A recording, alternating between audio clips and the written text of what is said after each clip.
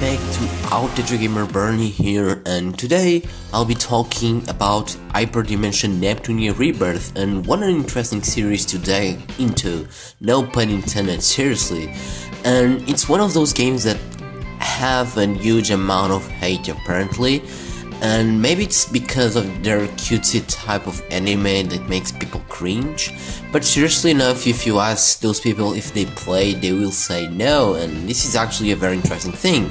Not many people played Neptunia, but I have one big friend and his name is Matty, and Matty is a lot into the actual Neptunia series, so he actually made me curious to try out this series. And talking a little bit about the Rebirth version, this is an actual remake of the original Dimension game that was released only on PS3. The PS3 version suffered from very bad frame rate, and Rebirth makes the game way more smoother on the Vita, and yes, this game actually runs better on the Vita, and recently got a port on PC, which is the version that I actually played.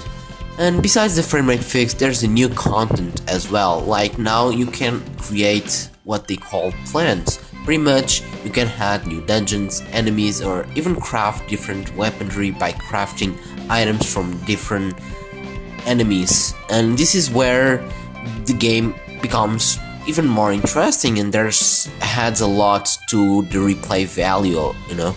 And moving along, the story is all metaphor about the game industry and which character goddess is being personified as a console. You have the green heart, which represents the Xbox, the black heart, which represents as the Sony's PlayStations, and the white heart, which represents the Wii.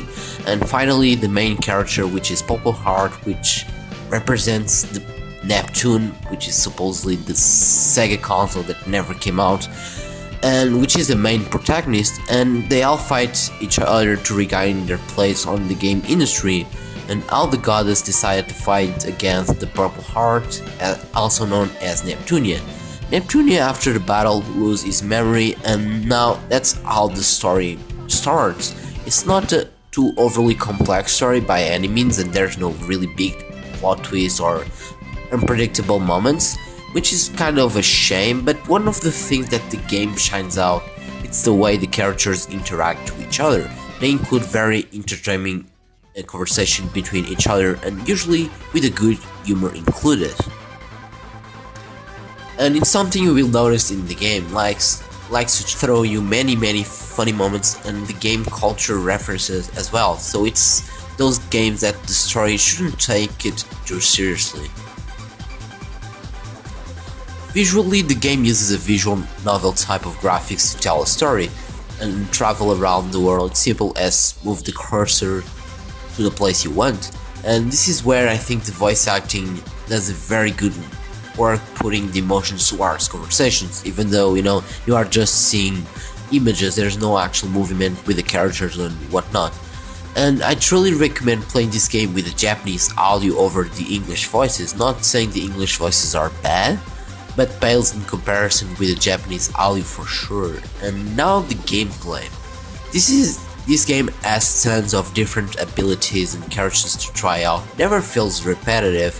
The combat itself is a mix between turn-based with a combo system. You basically have 3 different types of abilities where you can combine different commands and create your own combination.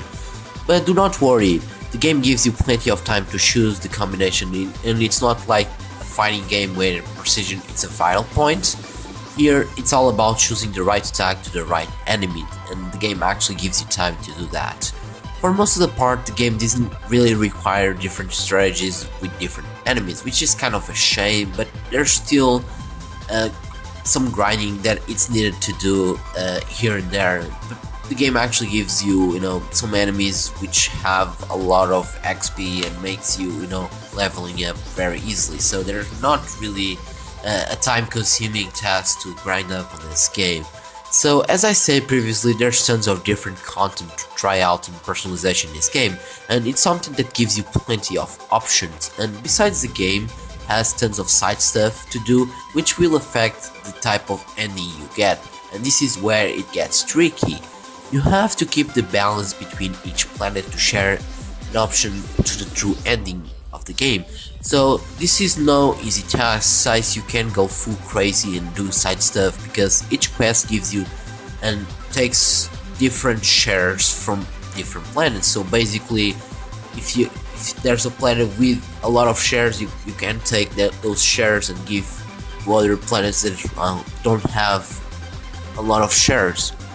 And this sometimes requires to do some quests, but don't worry, for most of the part those quests don't take a crazy amount of time to be done, and they can easily done within 5 minutes or less. And this is why I think the game is actually perfect for Vita, because since you play like 30 minutes and you do a lot of stuff in this game.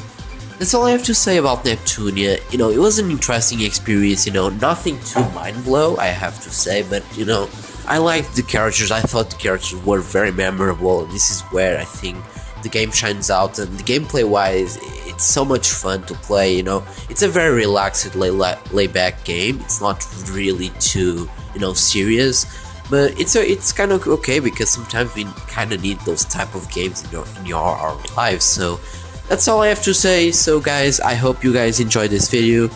See you guys next video.